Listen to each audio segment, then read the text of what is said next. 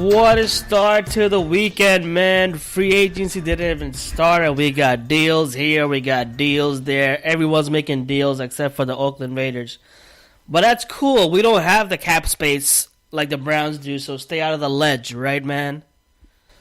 Yeah, man. Just keep chilled and don't think too much about it. Let the hierarchy deal with what they need to deal with. There's been so much speculation, and there's optimism, and then there's people being really kind of down about it. Don't be down about it.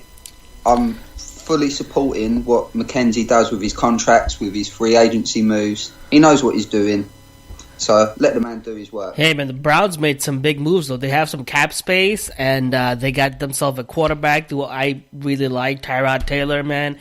They got Jarvis Landry. They got Demarius Randall from Green Bay.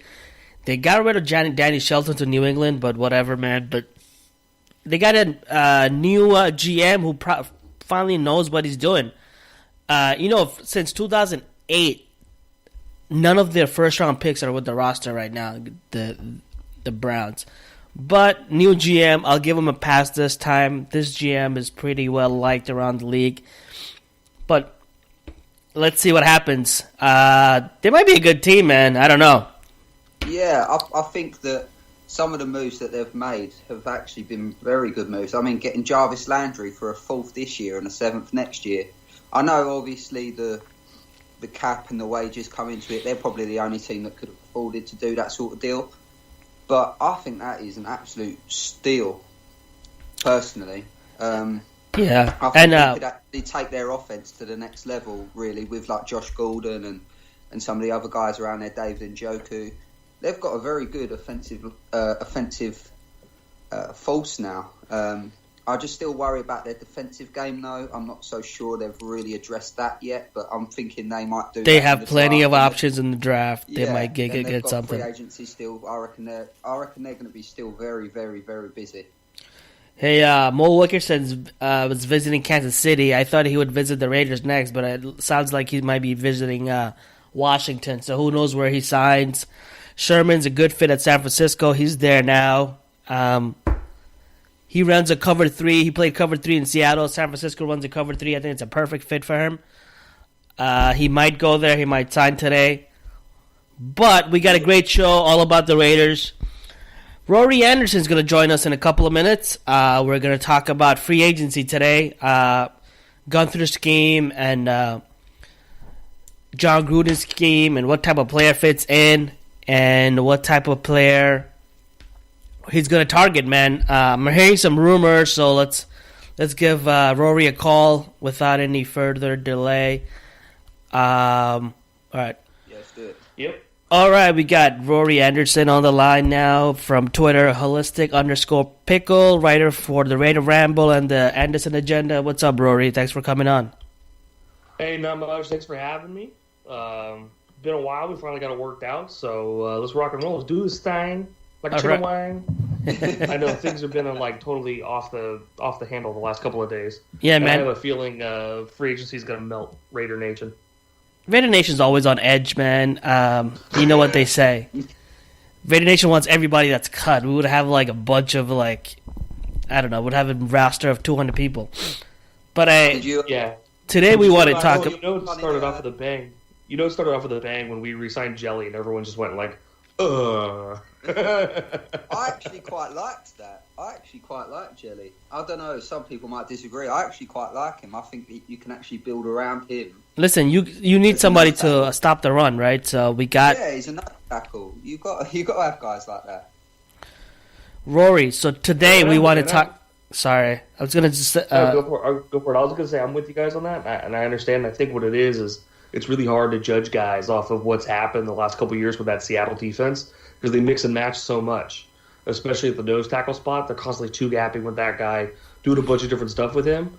And so people have this idea in their head that he just stood there, and didn't really do much. But now that you're switching to what Gunther does, maybe you're going to have a whole different kind of guy. And it sounds like they're using a contract structure which is really similar to what I projected for what they could do with Wilkerson. 3 years, base salary of $5 million a year, and then do incentives. with a small bonus. So it sounds like they're doing something like that, and that's a really affordable deal. And that's a good way to get a guy that you drafted, keep him in-house, and, incentivize him to have a good year. Yeah, well, if you feel like basically you want to go in Justin Ellis's direction rather than Mo Wilkerson, if you think that he can offer just as much, then you pretty much might as well keep the guy you drafted. You have to sometimes show faith in what you're doing in the draft. Yeah, that and Wilkerson comes with a lot of baggage. Yeah. I mean, if you go and you read a lot of the stuff Manish Mehta has written about Wilkerson in the last couple of years, it does put a lot of red flags in your head. And I can see how when you do your research, you come back and you're like, I don't know if I want to bring this in house. Yeah, wasn't his mum like ringing like all the radio shows or something, like literally giving them a lot of grief? Oh yeah, she was blowing him up yesterday. It was hilarious.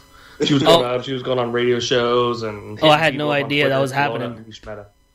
That's funny. I had no idea that was happening, and I live in New York. So today I want to go over what Gunthers' scheme is, because everybody wants people clamoring for Richard Sherman. This now nobody knows who's if he fits the scheme. Can you just go over what Gunthers' scheme you think is going to be? Then we'll talk about what type of players that fits that scheme and who we could bring in to make the Raiders formidable. So Gunther, I think, has had a little bit of a.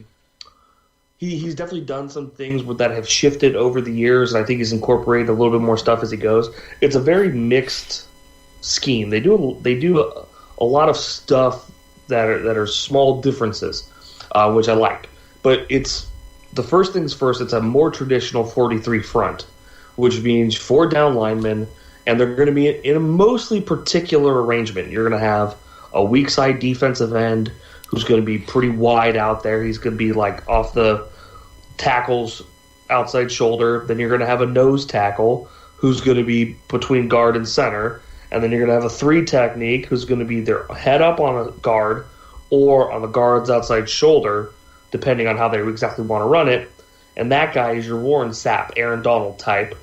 And for Cincinnati purposes, your Geno Atkins. And then you're going to have your strong side defensive end, who's slightly more of a run defender, but he's going to be either just on the outside of the offensive tackle, or he can go very wide. And now the difference is with the linebackers is, generally speaking, what we did with the Seattle type defense is you'd have a strong side linebacker they call a Leo, and he would come down and play directly over a tight end, and then the strong side defensive end would play directly over a tackle, right? In this scheme, that linebacker, generally speaking, is not necessarily going to come up and play directly over that tight end all the time. They're going to be more. All 3 linebackers will be more in space, and they don't necessarily differentiate between weak side and strong side, so you don't always switch. So those are pretty much the biggest differences in terms of coverages. I think that's going to be a mixed bag, because realistically, Gunther had done a lot of too high stuff, a lot of cover 2 early on. That's the background you're going to get, but at the same time, he did start incorporating more single high and more cover 1, a little more cover 3. I think the biggest factor you're going to have to take in is Ansley, the DB coach. I think you're going to get a lot of combination coverages with him, a lot of combination man zone stuff. I think that's a little harder to judge, but what I would say they're going to look for is primarily they're going to look for playmakers at cornerback. I don't think they're going to be looking for a lot of big body guys. Like a Richard Sherman, I'm not totally sold that he's an ideal fit there. I think they're going to want someone who's going to be more athletic, who's going to be a playmaker on the ball, and not necessarily have to be this big, long, specifically bump and run type guy. Someone who they can mix and match with a lot. So do you think someone like Rashad Breeland, who's I think he's just been released from the Washington Redskins, do you think he would be a good fit in that type of player that you was just describing? I think he can a little bit. He is a little bit of a longer guy. Weirdly enough, he's very similar to David Amerson. I think their games are very, very similar. I don't necessarily think he's the best fit. If I were to have to say 2 guys I think are great fits, definitely Trumaine Johnson and oh man, now I'm blanking. What's the guy from the Patriots? Butler. Malcolm Butler. Butler, thank you. Malcolm Butler. And I think both of those guys, because they're a little bit more athletic, they've done a lot of different mixed kind of coverages on the back end. They've been in some complex schemes. I think they're very intelligent players. So I think those two guys specifically would be really good fits. I'm not sure if the Raiders land either one of them. I'm kind of confident they could land Trumaine Johnson, though. I'm relatively confident that might actually happen. Now, what about if Tyrann Mathieu gets cut? Matthew. He's British. Give him a pass. Yeah. The thing is, it's spelt French, so that's why I know. Like Mathieu, because it's spelt in the French way. So Tyrann Mathieu. My stepmother's from Belgium, so I'm very much used to the person who has the trouble with the TH. But I think, again, you're talking about a different kind of player. You're talking about a slot corner free safety type, and I'm a big fan of 5 defensive back based defenses, and we can get into that conversation later if we get into the draft, talk about Derwin.